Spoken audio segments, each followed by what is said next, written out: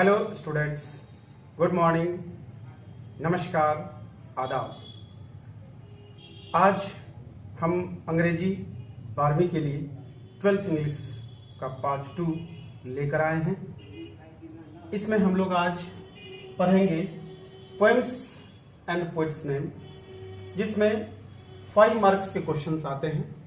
2 type के questions पूछे जाते हैं, एक ऑब्जेक्टिव और दूसरा match the question, match the poets name और पोएम्स नेम। तो आपको 5 नंबर के लिए कोई ज्यादा प्रयास नहीं करना है। 10 चैप्टर्स हैं और 10 चैप्टर्स के आप पोएट्स नेम याद कर लेंगे। फिर आपको ये जो चैप्टर्स क्लियर हो जाएंगे, ये आपको खत्म हो जाएंगे, इसमें कुछ खास नहीं है। तो चलिए आपको यह चैप्टर शुरू करते हैं। चैप्टर शुरू करने से पहले मैं आपको एक बात बता दूं कि आप सभी बच्चे जो पिछला वीडियो है, जब तक उसको नहीं देखेंगे तो फिर इस वीडियो को आप समझ नहीं पाएंगे। शुरू से जब किसी चीज को जब आप पढ़ते हैं तो आपको समझ में आता है। पहला वीडियो आप देख लेंगे, उस वीडियो में हमने चैप्टर्स जो पहला है होता है उसका क्वेश्चन हमने लिया है, उस चैप्टर्स को हमने पढ़ाया है। उसके बाद फिर इस चैप्टर्स को पढ़ेंगे तो आपको समझ में आएगा। मुझे उम्मीद है कि आप पहला वीडियो भी देखेंगे, उसके बाद इस वीडियो को देखेंगे तो पूरी तरह से बातें समझ में आएंगी। चलिए स्टार्ट करते हैं पोएम्स एंड पोएट्स नेम। पहला जो चैप्टर्स है वो है sweetest love I do not go. Sweetest love I do not go, अर्थात स्वीटेस्ट लव मतलब प्रेमिका को कहा जाता है, पत्नी को कहा जा सकता है। अपनी प्रेमिका को कवि कहते हैं कि मैं नहीं जाता हूं। ये ओल्ड जमाने का गो है, GO। आजकल हम लोग GO पढ़ते हैं, पहले GOE लिखा और पढ़ा जाता था, इसमें E एक्स्ट्रा होता था। तो आप इसको गो पढ़ेंगे, गोए नहीं पढ़ेंगे। कहने का मतलब मधुरतम प्रेम या हे प्रेयसी मैं नहीं जाता हूं। यह चैप्टर, यह कविता है जो बहुत ही सुंदर आपको कविता है, और जब हम आपको क्लास देंगे तो उसमें आपको कविता का एक एक सार समझाएंगे, तब आपको पूरी तरह से समझ में आएगा। अभी आपको केवल चैप्टर्स का नाम और इसके पोएट्स के नेम को आप याद कर लेंगे। पोएट्स के नाम है जॉन डॉन, जॉन डॉन। इसको आप जॉन पढ़ेंगे और इसको डॉन पढ़ेंगे। डॉनी आप नहीं पढ़ेंगे, उच्चारण के रूप में, प्रोनाउंसिएशन के रूप में आप इसको डॉन पढ़ेंगे, जॉन डॉन। नंबर का चैप्टर्स है सॉन्ग ऑफ माई सेल्फ, स्वयं के गीत। स्वयं के गीत अर्थात कवि ने जीवन, स्वयं के लोगों की खुद के जीवन पर जो भाव अपनी कविता में वर्णन किया है, जीवन पर आधारित यह कविता बहुत ही मार्मिक, बहुत ही भाव कविता है। और फिर आपको जब पढ़ेंगे तो इसमें विशेष रूप से हम आपको कविता का सार समझाएंगे। फिलहाल पोइट का नाम सिर्फ रटना है। पोइट का नाम है वाल्ट व्हिटमैन, वाल्ट व्हिटमैन। इसको पढ़ेंगे वाल्ट व्हिटमैन, एक अमेरिकन पोइट हैं और बहुत ही फेमस पोइट है अमेरिका के। तीसरा चैप्टर है now the leaves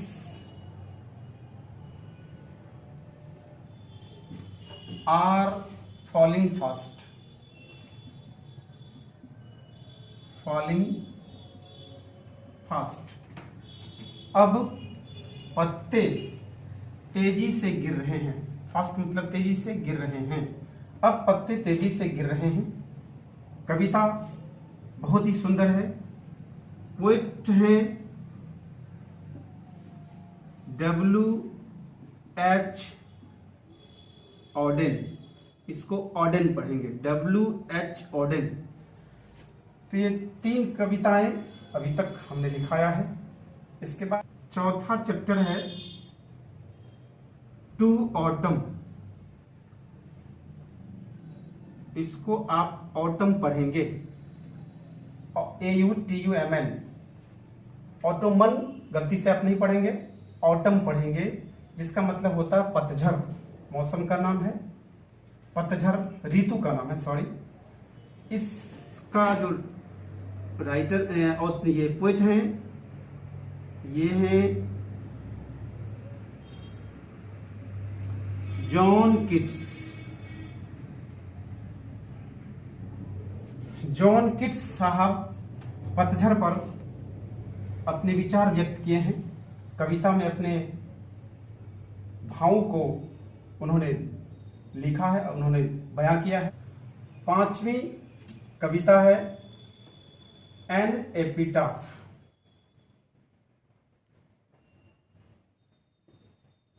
an epitaph का मतलब होता है समाधि लेख। जब आदमी डेथ करता है, मृत्यु होती है, तो समाधि बनाया जाता है और उस पर कुछ लिख दिया जाता है, जिसको हम लोग कहते हैं समाधि लेख, एन एपिटाफ। पोएट का नाम है Walter de la Mare. Walter de la Mare an epitaph कविता के राइटर हैं। ऑथर नहीं कहिए, राइटर इसको पोएट कहिए, मतलब कवि का नाम है। कवि कविता को जो लिखते हैं उनको हम लोग कवि कहते हैं। और एन एपिटाफ जो है वह सुंदरता पर आधारित कविता है, जो आपको अति सुंदर लगेगा, अति मनोरम लगेगा। कविता में सुंदरता के ऊपर वर्णन है। 6 नंबर की कविता है द सोल्जर। द सोल्जर अर्थात सैनिक। इस कविता के पोएट हैं रूपर्ट ब्रुक। इसको पढ़ेंगे रूपर्ट ब्रुक। इंग्लैंड के कवि हैं। सैनिक का क्या कर्तव्य होता है अपने देश के प्रति, क्या देश के लिए क्या कर सकता है, उस सैनिक के जीवन गाथा को कविता के रूप में पिरोया है रूपर्ट ब्रुक साहब ने। 7वीं कविता है पोएम फायर हिम। अग्नि स्तुति। अग्नि की जो है प्रार्थना होती है। इस कविता में अग्नि का गुणगान होता है। पोएट हैं केकी एन दारूवाला। आप दारूवाला का मतलब दारू बेचने वाला नहीं समझेंगे। ये वास्तव में जो उनके पूर्वज काम करते हैं उस पर आधारित खानदान का नाम पड़ता है, और आप इसको दारू वाला नहीं समझेंगे। Keki N Daruwalla Indian writer हैं, इंडियन पोएट हैं। 8वां नंबर है Macavity. Macavity the mystery cat.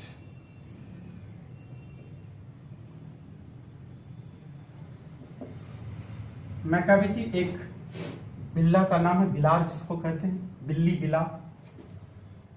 The mystery रहस्यमय बिल्ला, कैट। तो इस कविता में इंग्लैंड में एक बिल्ला ने, मैकाविटी नाम का एक बिल्ला ने क्या उत्पात मचाया, किस तरह का उन्होंने इंग्लैंड में खलबली मचाया, इस पर आधारित एक कविता रचा गया है। पोएट का नाम है T.S. Elliot. T.S. Elliot England के कवि हैं जो इस कविता को लिखे हैं। 9th पोएम है स्नेक। स्नेक का मतलब पता ही होगा आपको, स्नेक सांप। राइटर नहीं कहिए, पोएट का नाम है D.H. Lawrence, D.H. लॉरेंस। ये आपको इंग्लैंड के ही कवि हैं। इन्होंने सर्प अर्थात स्नेक के बारे में एक रात गर्मी के दिन में क्या घटना होती है उनके साथ, उसका लेखा जोखा कविता में इन्होंने पिरोया है। मार्मिक चीजों को सांप के प्रति इन्होंने दर्शाया है। और अंतिम 10th पोएम है माय ग्रैंड मदर्स हाउस, मेरी दादी माँ का घर। यह कविता इंडियन पोएटिस के माध्यम से लिखी गई है। पोएटिस का नाम है कमला दास।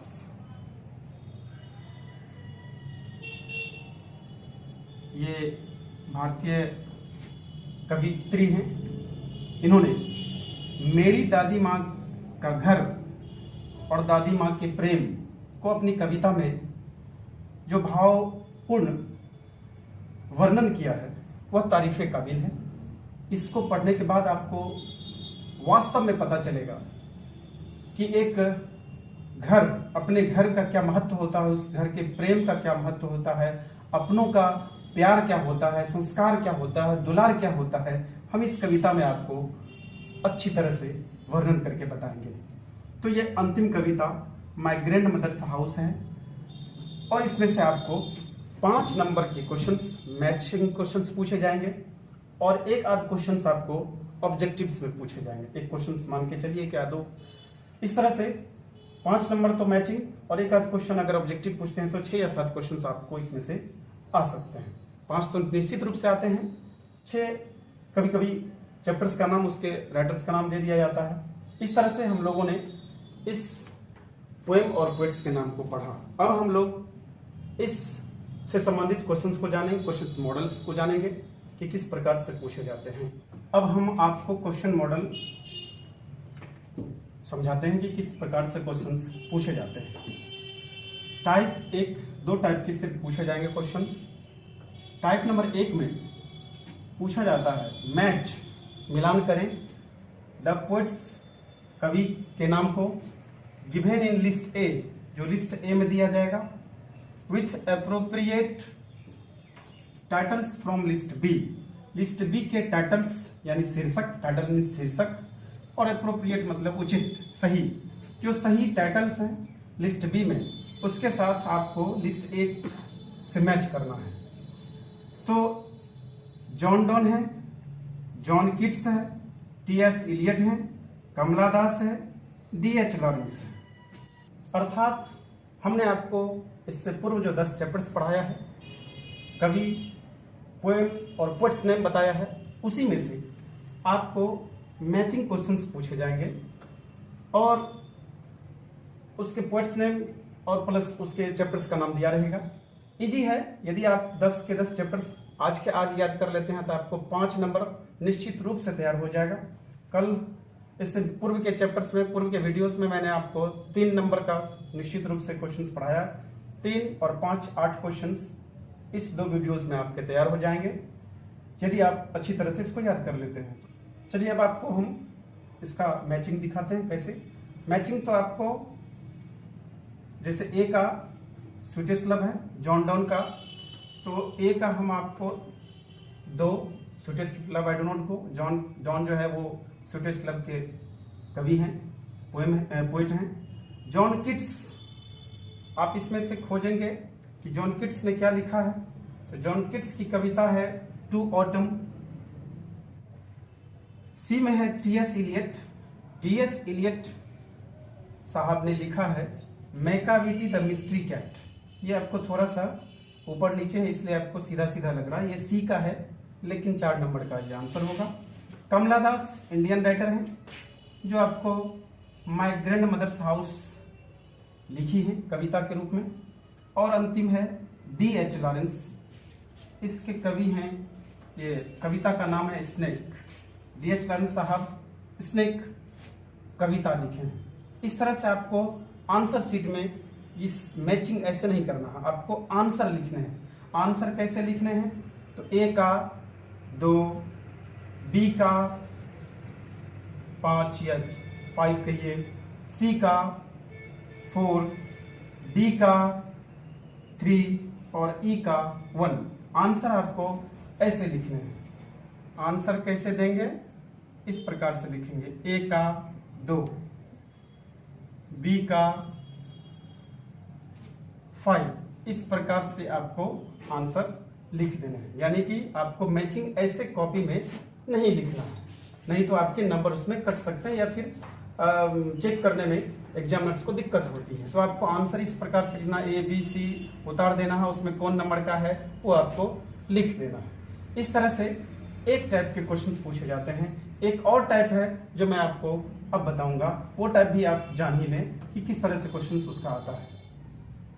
अब टाइप नंबर 2 हम लोग देखते हैं किस प्रकार के क्वेश्चंस पूछे जाते हैं। टाइप 2 में क्वेश्चंस पूछे जाते हैं, the poet of song of my self, ये आपकी कविता का नाम है, पोएम का, song of my self.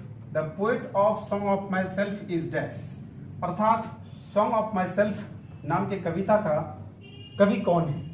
4 option में रहेंगे, अर्थात ये आपको ऑब्जेक्टिव टाइप के क्वेश्चंस हुए, आपको उसमें से एक सही उत्तर देना है। तो सॉन्ग ऑफ माई सेल्फ याद करेंगे तो इसमें बी आंसर होगा। आपको आंसर लिख करके अपने नोटबुक, अपने आंसर बुक में, अब मान के चलिए 2 नंबर का क्वेश्चन है तो नंबर 2 दिए और आंसर आपको हो गया बी। इस टाइप से आपको लिखना। तो ये ऑब्जेक्टिव टाइप के क्वेश्चन हो गए। और इससे पहले मैचिंग टाइप के क्वेश्चंस पूछे जाते हैं, अर्थात 2 टाइप के क्वेश्चंस आपको इस चैप्टर और पोएट्स नेम, अर्थात पोएम और पोएट्स नेम के ऊपर पूछे जाते हैं और आपको इसमें सॉलिड 5 से 6 नंबर आते हैं। अब यह चैप्टर खत्म हुआ। आज के लिए बस इतना ही।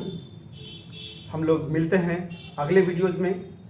इस प्रकार के वीडियोस और 12th की तैयारी के लिए आप हमारे इस चैनल को सब्सक्राइब जरूर करें, साथ ही बेल आइकन को अवश्य दबाएं और लाइक, कमेंट तथा शेयर अपने दोस्तों को, अपने रिलेटिव्स को जरूर करें, जिससे वो भी लाभान्वित हों। उम्मीद करते हैं आपको यह वीडियो निश्चित रूप से पसंद आएगा। इसी तरह की वीडियोस मैं आपके लिए लाता रहूँगा और 12वीं की तैयारी में मैं आपका भरपूर मदद करने की कोशिश करूँगा।